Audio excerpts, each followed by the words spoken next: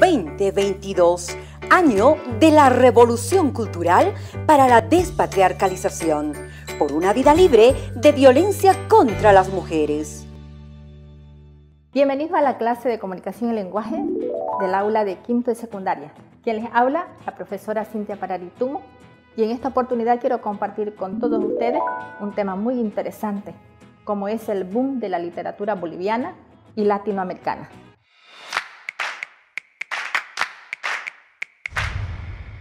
Pero antes quiero contarles una novela muy particular.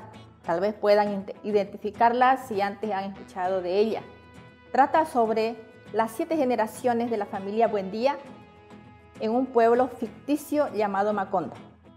En la primera etapa fue la fundación de este pueblo llamado Macondo, donde Úrsula Iguarán se casa con su primo José Arcadio Buendía, y ellos temen engendrar un niño con cola de cerdo, como consecuencia del parentesco que ellos tenían.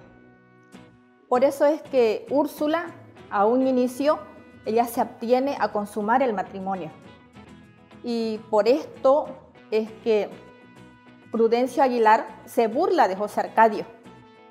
Y José Arcadio tiene una pelea, un enfrentamiento con Aguilar y termina matándolo para poder defender su honor. Desde entonces, el fantasma del muerto persigue a José Arcadio y este decide irse a la selva con su esposa, donde allá deciden consumar su matrimonio y llegan a tener tres hijos y fundan el pueblo de Macondo.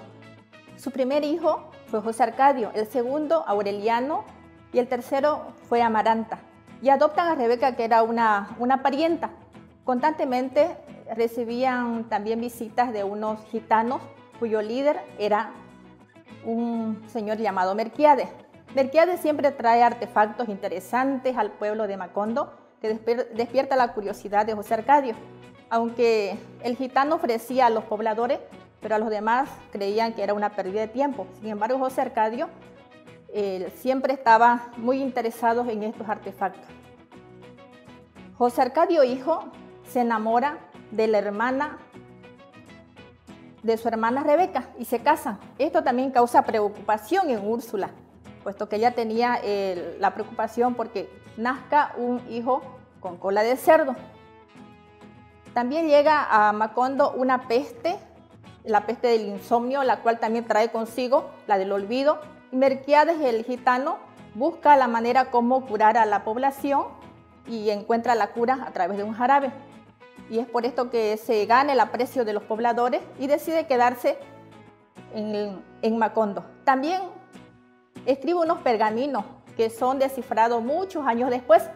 José Arcadio vuelve a encontrarse con el fantasma que tanto lo perseguía y llega a perder el juicio, se enloquece. Y la familia decide amarrarlo en un árbol del patio trasero de la casa y muere de un infarto.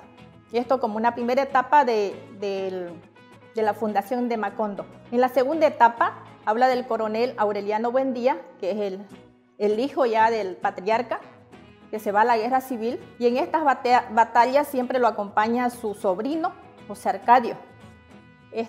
Su sobrino llevaba siempre a los hombres del pueblo para que le ayuden a batallar en esta guerra. José Arcadio, sobrino, era hijo de José Arcadio, hijo, y de Pilar Ternera. Fue criado por los abuelos, quienes le ocultaron sus orígenes. Se convierte en un tirano y al final muere fusilado por los conservadores. Aureliano termina un poco perdido de juicio haciendo pescaditos de oro.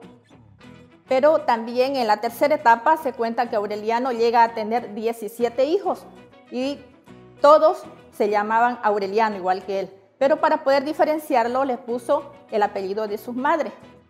Uno de ellos se llamaba Aureliano Triste. Promueve el tren a Macondo. Esto permite el comercio, el telégrafo y el cine. Esto atrae a inversionistas extranjeros que con la promesa de progreso a Macondo ponen en marcha las plantaciones de bananos.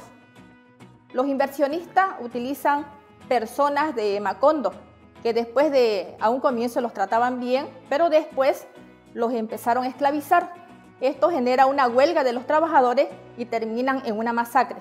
Los inversionistas se retiran con todo el dinero que han invertido y Macondo queda en la pobreza. Empieza una lluvia de 5 años y Úrsula, la matriarca, espera el fin de las lluvias para poder morir en paz. En este último tiempo, Úrsula ve nacer al último de los Buendía, Aureliano Babilonia, hijo de Meme y Mauricio Babilonia, un aprendiz mecánico que es perseguido por mariposas amarillas. Aureliano es criado por su abuela, Fernanda Caprio, haciéndolo creer que fue encontrado en una canastilla. Vamos a empezar por la última etapa, que es el fin de Macondo. Cuando pasan los años, el pueblo de Macondo se fue vaciando, la gente se fue yendo. Aureliano Babilonia pasa a la vida descifrando los pergaminos que había escrito Melquiades hacía muchos años y que sus antepasados no lo pudieron descifrar. Regresa de Europa también su tía Amaranta, Úrsula, que ella es casada con Gastón. Sin saber que era pariente, se enamoran. Y Gastón, al ver esto, se regresa a España. Ella queda embarazada y en el parto muere y da a luz a un niño con cola de cerdo, donde se llega a cumplir el presagio. Aurelio queda triste, busca ayuda, pero en Macondo ya no habían personas, solo encuentra un cantinero. Se emborracha, se duerme y cuando despierta ve al niño con la cola de cerdo que le habían cortado y devorado por las hormigas. Finalmente logra descifrar los pergaminos de Melquiades que dicen porque las estirpes condenadas a la soledad no tenían una segunda oportunidad sobre la tierra. Y es aquí donde se cumple todo lo que decían los pergaminos y Macondo es arrasado por un huracán que deshace todo el pueblo y queda en cenizas. A través de esto, ¿qué les ha parecido la historia? ¿Habían escuchado alguna vez hablar de esta narración?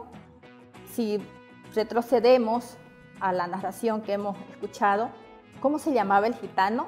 El amigo de la familia Buendía. ¿Y qué cosas traía que eran tan interesantes, pero que al pueblo no le interesaban, pero sin embargo a la familia sí? Entonces son temas que tenemos que ir viendo. También tenemos que preguntarnos si los temas que abordan dentro de la narración son realistas, son ficción o son de ambas. Explica también esta frase relacionada con la realidad actual en la que estamos viviendo. La ciencia ha eliminado las distancias. Esta extraordinaria obra que acabamos de escuchar se llama 100 años de soledad y ha sido escrita por Gabriel García Márquez en el año 1965 y ha sido publicada en el año 1967.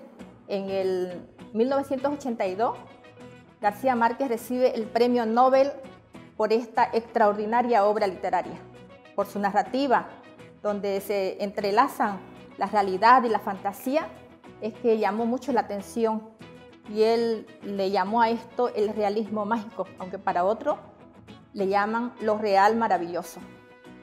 Es la década de los 60 y los 70, aparece el boom latinoamericano en cuanto a obras literarias. Una de ellas fue la de Gabriel García Márquez con 100 años de soledad, donde los países latinoamericanos, a través de esa temática de gobiernos autoritarios, golpistas, dictadores, también las luchas sindicales revolucionarias, siempre ha sido un material para los escritores, porque por eso se dice que la literatura es el rostro de una época con todos sus matices. Se le llamó también el boom de Latinoamérica porque fue de interés para los europeos. Pusieron sus ojos en estos escritores y tuvieron bastante demanda en las imprentas, donde a pesar que las temáticas y las técnicas también literarias que utilizaron eran todavía del realismo europeo. Pero ahí viene esa mezcla de los recursos estilísticos de la escritura, entre la realidad, entre la fantasía, también los saltos del tiempo, los personajes, un lenguaje sencillo, cotidiano. Los escritores buscaron la manera cómo mostrar la realidad de sus lugares. Ahí tenemos Gabriel García Márquez con 100 años de soledad, mostrando una realidad colombiana. Tenemos el señor presidente de Miguel Ángel Asturias en 1946. Tenemos La ciudad y los perros por Mario Vargas Llosa. Y también tenemos La muerte de Artemio Cruz por Carlos Fuentes en 1962. Por ello vamos a reflexionar, pongámonos a pensar y todo el contenido que hemos visto en esta oportunidad, ¿por qué se le llamó la literatura latinoamericana? A ver, pongámonos a pensar por un momento cuáles eran los conflictos que se vivían en estos países latinoamericanos y también en nuestro país, en Bolivia. Investiguemos a ver qué escritores bolivianos formaron parte del boom latinoamericano. También en casita sacamos nuestros cuadernos y apuntemos que vamos a leer un cuento de Eva Luna de la autora Isabel Allende. Vamos a realizar todo el análisis literario de esta autora. También al mismo tiempo vamos a investigar obras de escritores bolivianos, a ver lo que más nos gusten, identificando un poco las corrientes literarias de nuestros escritores bolivianos, que no vamos a desmerecer, tenemos muchísimo.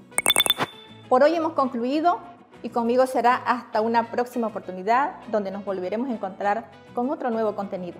Asimismo, recomiendo usar los textos de aprendizaje del Ministerio de Educación y no olvidar las medidas de bioseguridad, siempre cuidando la salud. Chao, chao.